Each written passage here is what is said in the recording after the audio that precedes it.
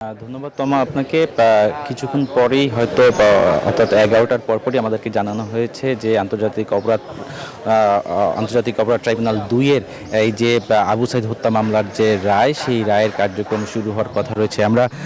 আমরা জানি যে ২০২৪ সালের ১৬ই জুলাই পুলিশের গুলিতে আবু সাইদ নিহত হন বলে অভিযোগ হচ্ছে। সেই ঘটনায় যে মামলা দায়ের হয়, সেই মামলার কিন্তু আজকে দীর্ঘ ৯ মাস এই মামলার কার্যক্রম শেষ হওয়ার পরে আজকে রায় ঘোষণার তারিখ নির্ধারিত হয়েছে এবং আজকে মামলার রায় ঘোষণা হবে বলে জানানো হয়েছে।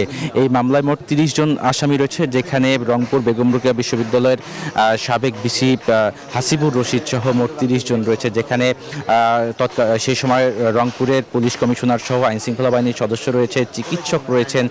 যেহেতু সেই সময় একটি আদালত একটি মামলা দায়ের করেছিল আবু সাইদের পরিবারের পক্ষ থেকে। সেই মামলায় কিন্তু এই পুলিশ সহ তাদেরকে আসামি করা হয় এবং সেখানে কিন্তু তখন যে ময়নাতদন্ত করা হয়েছিল, সেই মামলা তদন্ত পরিবর্তন করা হয় বলে অভিযোগ, ৫বার পরিবর্তন করা হয় বলে অভিযোগ করা হয়েছিল।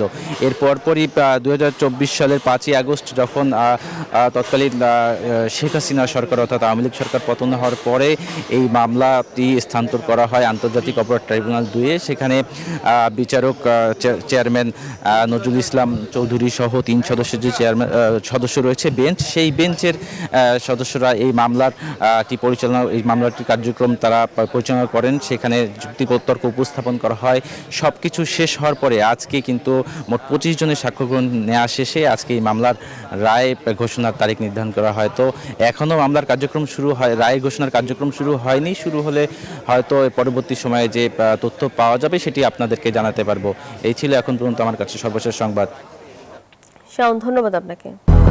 200-র বেশি সার্ভিস ও ফিচারে লেনদেনের সব বিকাশ অ্যাপে সম্ভব।